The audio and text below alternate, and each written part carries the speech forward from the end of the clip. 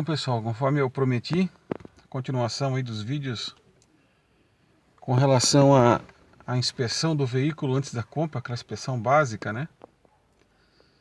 Antes de vocês terem alguma despesa. Então, continuando falando sobre KM. Como funciona o KM? O KM, ele registra, né, o quanto o veículo já percorreu. Esse aqui vocês podem observar ali que está com 58.825 rodados. E isso, hoje em dia, com a tecnologia, é facilmente burlado, né? O que acontece? Algumas empresas elas conseguem fazer uma inspeção para ver se o veículo teve o KM adulterado ou não, né? Como isso é possível? Através dos meios da internet, né? De comunicação entre autorizada, vistorias, né? Essas empresas têm acesso a esses bancos de dados e aí elas conseguem verificar se o KM do carro foi mexido ou não pelo histórico, né? Histórico de revisão, de vistoria. Para vocês ficarem sabendo, fica mais fácil consultar esses históricos através de carros, por exemplo, com GNV. Por quê? Porque o carro com GNV ele tem uma inspeção veicular obrigatória anual, né? Por conta do cilindro, por conta do gás. Já os carros que não têm GNV, os carros comuns, essa vistoria acontece somente no ato da transferência. Então vamos dar um exemplo aí. Você comprou hoje um carro e tirou zero, e aí andou com ele 100 mil, e aí quando você vai vender, você pega, manda baixar o KM, nas empresas que baixam KM aí, tem muita gente que faz esse tipo de coisa, para 50 ou para 40, né? Vai ficar bem difícil identificar, a não ser que você seja um cara criterioso, e aí vai a segunda dica. As concessionárias também registram os KMs em cima do chassi, e isso fica no sistema, né? Revisão com 10, 20, 30, 40 mil. E a grande maioria dos veículos fazem essas vistorias, né, para não perder a garantia. Então, enfim, hoje tem formas de alterar KM via módulo, via painel. Tem um pessoal aí que vai com a sua maletinha nas revendas da vida aí, né?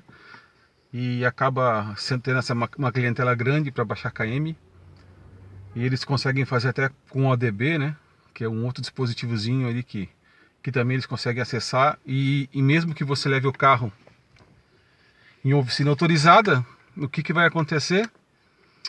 Essa oficina ela vai passar o scanner, só que muitas vezes a coisa está tão tecnológica que não vai aparecer, né, esse registro de troca de KM. Então a minha dica é a seguinte: observe no painel o KM, observe, né, a manopla, né, do câmbio, o desgaste, observe aqui o volante, né, o quanto o volante está desgastado. Se olhar o cara vai, esse carro está só com 30 mil km ou 40 mil, né?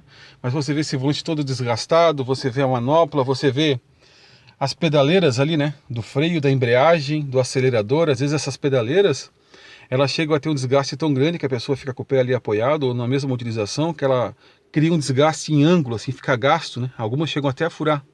Estranhe isso, estranhe esses detalhes, né? Verifique no porta-luva do carro o manual.